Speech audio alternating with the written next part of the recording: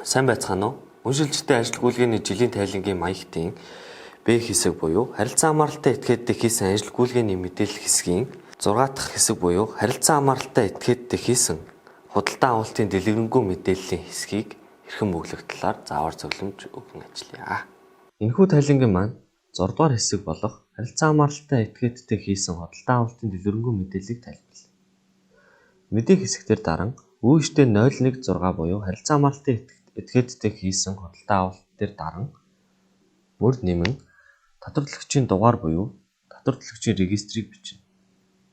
Харилцан хамааралтай этгээдийн улсын бүртгэл бүртгүүлсэн нэрээр бичих ёстой байна.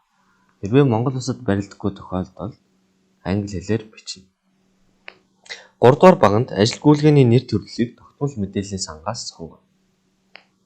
4 дугаар баганд харилцан хамааралтай этгээдтэй хийсэн ажил гүйлгээний дүнг төгрөгөөр илэрхийлэн өглөнө.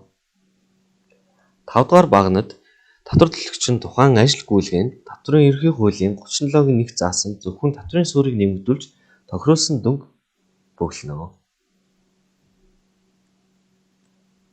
Үншилжилтийн тайлан бол харилцан хамааралтай этгээдтэй хийсэн ажил гүйлгээг баримтжуулах тайлан юм.